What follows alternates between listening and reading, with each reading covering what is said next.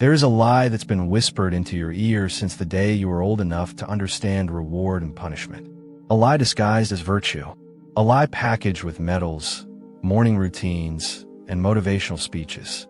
That lie is the cult of discipline. From every direction, you're told that discipline is the foundation of success, honor, and greatness.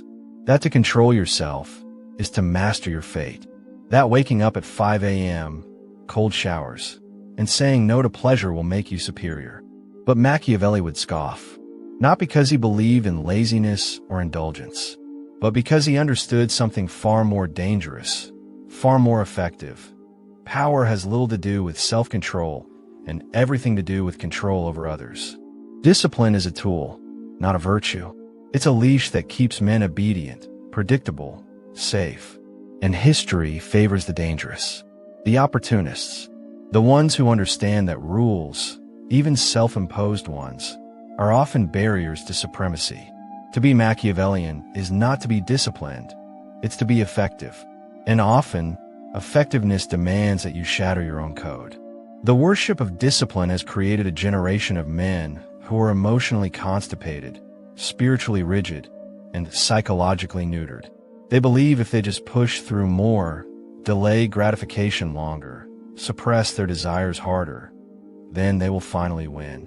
But they never ask, win what? Machiavelli was not interested in the glorification of suffering. He was interested in the accumulation of power, influence, survival, strategy.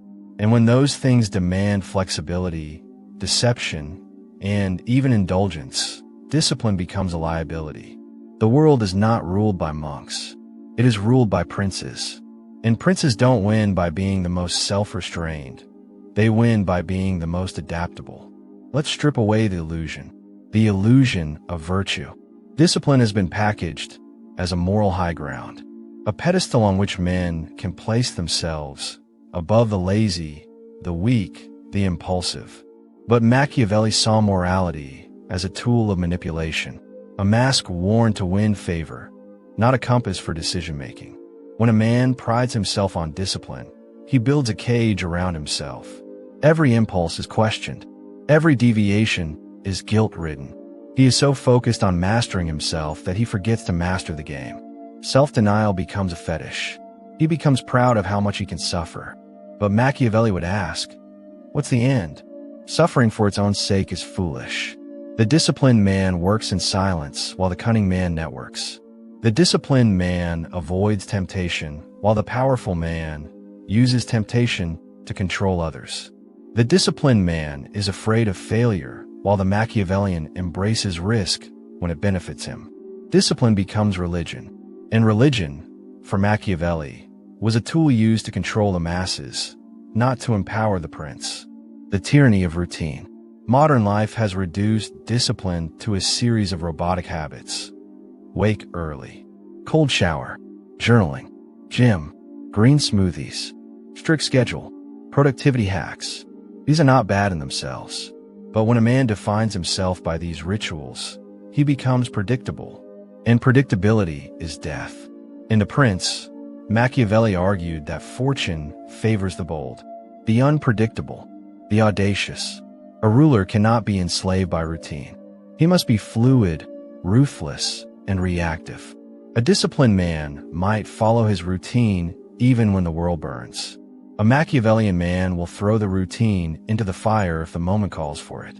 Discipline, in its modern form, is domestication. It strips men of their edge. It turns them into machines, not masters. Emotional sterility. Discipline is often mistaken for emotional control, but too often it becomes emotional repression. A man so fixated on composure that he forgets how to feel, how to connect, how to inspire. Women don't fall for robots. Leaders don't inspire through numbness. Passion is not weakness, it's power. Controlled passion, directed aggression, focused chaos. The disciplined man fears his anger. The Machiavellian wields it like a sword. The disciplined man denies lust. The Machiavellian uses it as bait. The disciplined man hides his fears. The Machiavellian manipulates them. Emotions are not enemies. They are weapons. But discipline teaches men to dull those weapons until they rust. The mirage of control. Control is the holy grail of discipline. But Machiavelli taught that true control is external, not internal. What good is a man who controls his own urges, but cannot influence others? What power does he hold if his will bends to the code he created, even when that code is no longer useful? Control over the self is admirable, but control over people, perception, and outcomes is strategic. Discipline worships self-control. Machiavellianism worships results. Sometimes the result demands that you lie, that you break your code, that you indulge, flatter, deceive. The disciplined man can't do this. His morality stops him. The Machiavellian does it effortlessly.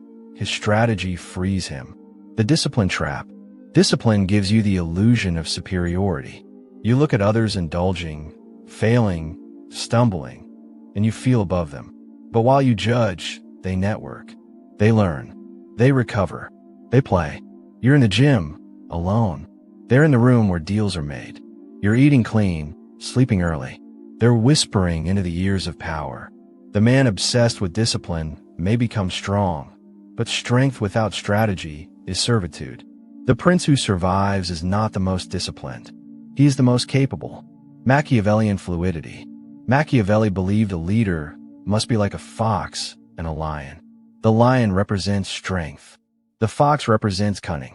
Discipline teaches you how to be a lion, but cunning, true strategy, demands you also be a fox. This means knowing when to lie, when to bend, when to seduce, when to break rules. The fox doesn't care about rituals or schedules. He cares about timing, and timing is everything.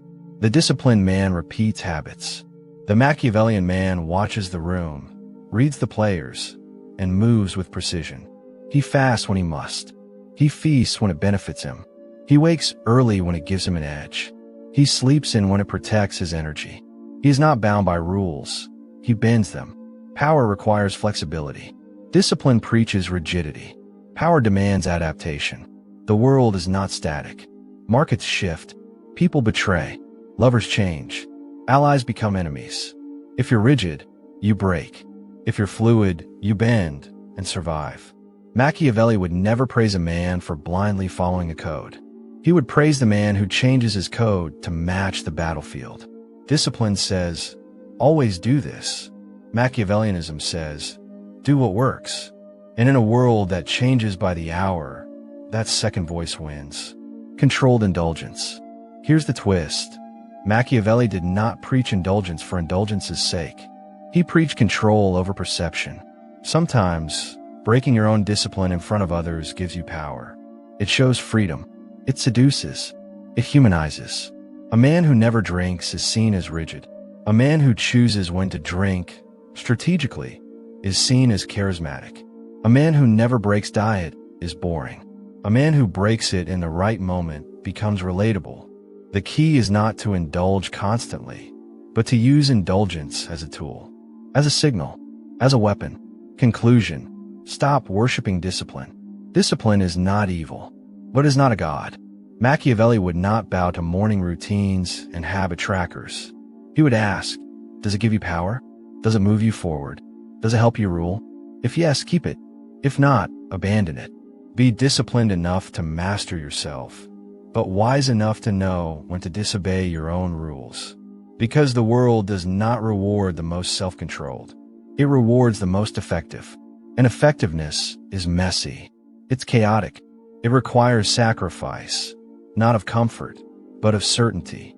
It means sometimes breaking your word, breaking your routine, breaking your own image.